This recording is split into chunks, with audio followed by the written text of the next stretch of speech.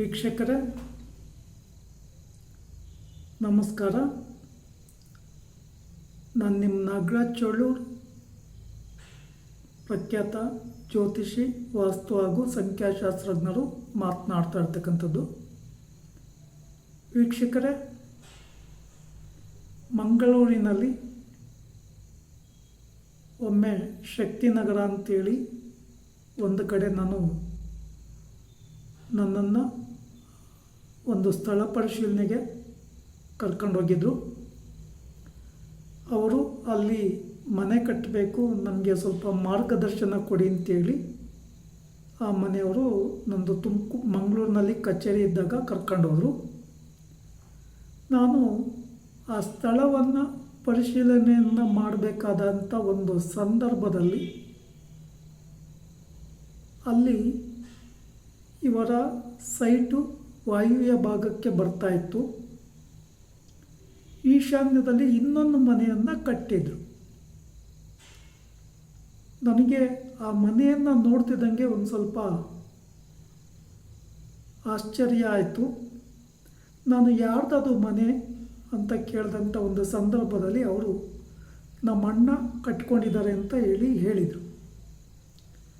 ಸರಿ, ಆ ಮನೆಗೆ ತುಂಬ ರಿಸಲ್ಟ್ ಬರ್ತಾ ಇದೆ ಅಲ್ವಾ, ದಿನೇ ದಿನೇ ಅಭಿವೃದ್ಧಿ ಹೊಂದ್ತಾ ಇದ್ದಾರೆ ಅಲ್ವಾ, ಎಲ್ಲ ರೀತಿಯ ಅನುಕೂಲಗಳು ಆಗ್ತಾ ಇದೆ ಅಲ್ವಾ ಅಂತೇಳಿ ನಾನು ಇವ್ರ ಹತ್ರ, ನಮ್ಮನ್ನು ಕರ್ಕೊಂಡೋಗಿದ್ರಲ್ಲ ಅವ್ರ ಹತ್ರ ಕೇಳಿದಾಗ, ಹೌದು, ಅವ್ರಿಗೆ ಎಲ್ಲ ರೀತಿಯಲ್ಲೂ ಅನುಕೂಲ ಆಗ್ತಾ ಇದೆ, ವ್ಯಾಪಾರ ವ್ಯವಹಾರಗಳು ಸಹ ಅಭಿವೃದ್ಧಿ ಆಗ್ತಾ ಇದೆ, ದಿನೇ ದಿನೇ ಚೆನ್ನಾಗಾಗ್ತಾ ಇದ್ದಾರೆ ಅಂತೇಳಿ ಇವರು ಹೇಳಿದರು. ನೋಡಿ, ಈಶಾನ್ಯ ದಿಕ್ಕಿಗೆ ಎಷ್ಟೊಂದು ಪ್ರಾಮುಖ್ಯತೆ ಇದೆ ಅಂತಕ್ಕಂಥದ್ದನ್ನು ನಾವು ಗಮನಿಸಬೇಕಾಗ್ತದೆ. ಯಾವುದೇ ಸ್ಥಳ ಆಗಿರಲಿ, ನಾವು ಆ ಸ್ಥಳದಲ್ಲಿ ಮನೆ ಕಟ್ಟಲಿ ಅಥವಾ ಅಂಗಡಿ ಅಥವಾ ಹೋಟೆಲು, ಬೇರೆ ಏನೇ ವ್ಯಾಪಾರ ವ್ಯವಹಾರಗಳನ್ನು ಮಾಡ್ತಕ್ಕಂಥ ಒಂದು ಸಂದರ್ಭದಲ್ಲಿ ಈಶಾನ್ಯ ದಿಕ್ಕಿನ ದೇವಮೂಲೆ ಅಂತೇಳಿ ಕರಿತೇವೆ.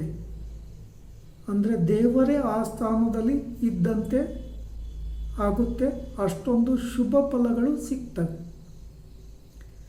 ಇವರು ಕರ್ಕೊಂಡು ಹೋದಂಥ ಒಂದು ಸಂದರ್ಭದಲ್ಲಿ ಆ ಮನೆಯ ವಿಚಾರಗಳನ್ನು ತಿಳಿದುಕೊಂಡಾಗ ನನಗೆ ಶಾಕ್ ಆಯಿತು.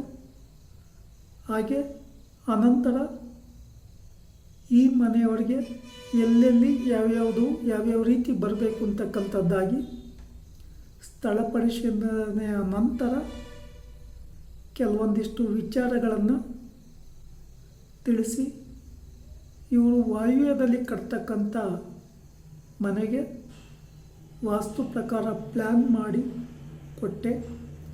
ಅನಂತರ ಅವರು ಶುಭ ಮುಹೂರ್ತದಲ್ಲಿ ವಾಸ್ತು ಪುರುಷ ರಾಜಯೋಗದಲ್ಲಿ ಇದ್ದಂಥ ಒಂದು ಸಂದರ್ಭದಲ್ಲಿ ಪಾಯದ ಪೂಜೆಯನ್ನು ಮಾಡಿ ಮನೆ ಕಟ್ಕೊಳ್ಳಿಕ್ಕೆ ಶುರು ಮಾಡಿದರು. ಇವರು ಕಟ್ತಕ್ಕಂಥ ಮನೆ ತುಂಬ ಬೇಗ ಆಯಿತು. ಇದನ್ನು ಸಹ ಈಶಾನ್ಯಕ್ಕೆ ಮುಖ್ಯ ಬಾಗಿಲು ಬರುವಂತೆ ಪರಿಪೂರ್ಣವಾದಂಥ ವಾಸ್ತು ಪ್ರಕಾರ ಕೊಟ್ಟಿದ್ದರಿಂದ ಅತಿ ಬೇಗವಾಗಿ ಈ ಮನೆ ನಿರ್ಮಾಣ ಆಯಿತು. ಹಾಗೆ ಈಗ ಈ ಮನೆಯವರು ಸಹ ಅಭಿವೃದ್ಧಿಯನ್ನು ಹೊಂದ್ತಾ ಇದ್ದಾರೆ. ಅಂದರೆ